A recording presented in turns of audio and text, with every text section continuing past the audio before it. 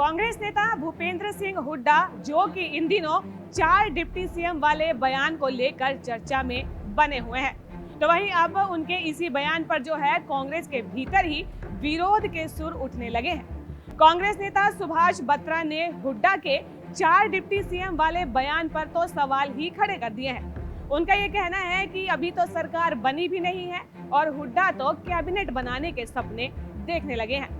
सुभाष बत्रा ने हुड्डा को लेकर और क्या कुछ निशाना साधा है, आइए सुनवाते हैं उनका ये बयान। के पीछे ब्राह्मणों का सम्मेलन हुआ था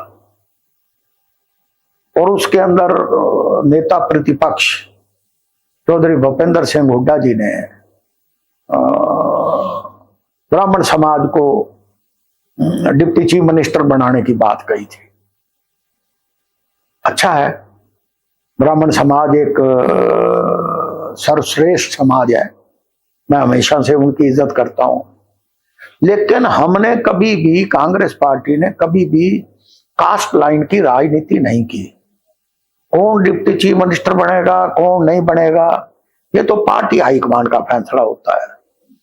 अभी तो कांग्रेस सत्ता में ही नहीं आई, अभी तो कांग्रेस पावर में आई नहीं, तो आप इस किस्म के की घोषणाएं करें, उससे मैं समझता हूं कि जो एक मेन सेकुलरिज्म की, धर्मनिरपेक्षता की जो विचारधारा है, उससे कांग्रेस पार्टी कहीं हटती है। तो मैंने कहा कोई नहीं, चलो हुड्डा साहब ने ये बात कह दी होगी। लेकिन उसके बाद दूसरे दिन उन्होंने दिल्ली अपने आवास से प्रेस कॉन्फ्रेंस की, वहां उन्होंने ये कहा कि नहीं, एक नहीं 4 डिप्टी चीफ मिनिस्टर बनेंगे। 4 कौन कौन से बनेंगे?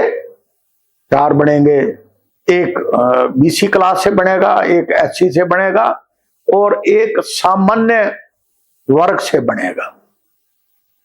तो मैंने फिर कहा, मैंने कहा चलो अगर बात निकली गई तो बीसी भी काफी संख्या में है, एससी भी हैं, चलो, लेकिन सामान्य वर्ग का मुझे समझ नहीं आई।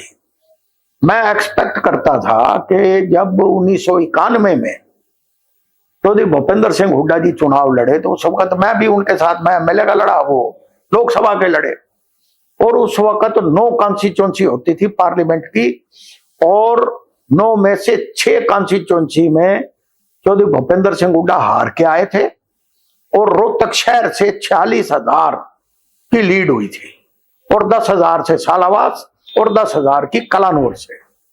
तो उस वक्त मुझे अब तक याद है कि चौधरी सुल्तान सिंह भूपेंद्र हुड्डा के साथ एम्बेसडर गाड़ी में बैठ के आए थे और उन्होंने यहां आके मेरे को कहा, बत्रा ये भूपेंद्र हुड्डा एमपी बन गया है और मैंने इसको कहा है कि रोहतक शहर का एहसान कभी मत भूलना।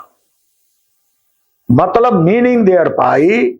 उनका कहना यह था कि ये शहरी मतदाताओं ने अगर इतनी संख्या में वोट ना देते तो ये कभी एमपी नहीं बन सकते थे, क्योंकि उस वक्त जो लीड थी वो 46,000 वोटों की रफली, जो मेरे को आइडिया है, रोहतक शहर से हुई थी। और उस लीड ने जो रूरल एरिया से हार के निकल रहे थे उसको भी खत्म किया और सैकड़ों वोटों से वो विजयी हुए। तो मैंने कहा कि शायद दूसरी प्रेस वार्ता में वो जो सामान्य वर्ग है, सामान्य जाति से होगा, मैंने कहा कि वो पंजाबी शब्द उनसे चूक गया होगा।